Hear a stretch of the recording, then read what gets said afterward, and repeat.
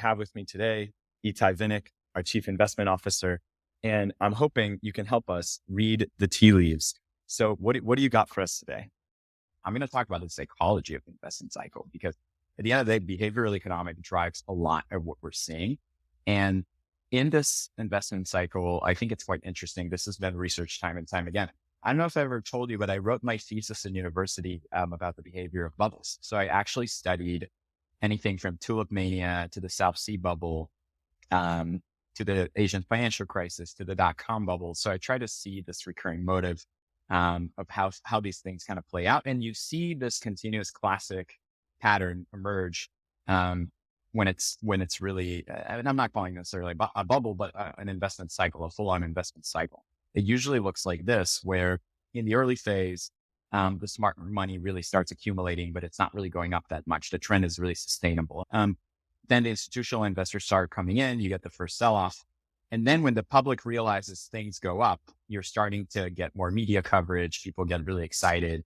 The greed comes in, the delusion comes in, and then the new paradigm is where things usually top. And how to spot the new paradigm? Well, it usually comes with those words, this time is different.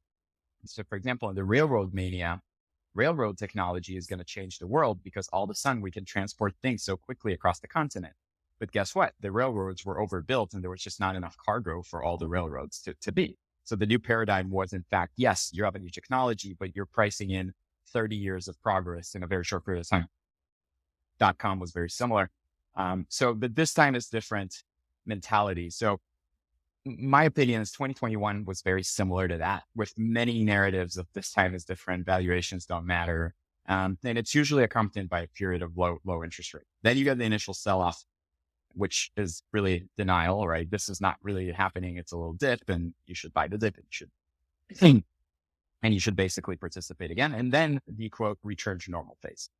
So the big question that I'm asking is this the return to normal phase before things really deteriorate? And so I would say, based on our discussions and what I've heard you talking about with the asset management team, this is a time to exercise caution, be diversified.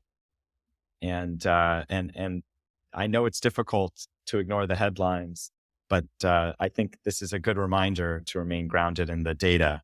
The question remains, is this the return to normal?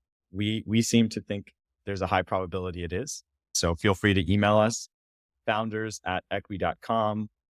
And we want to hear from you.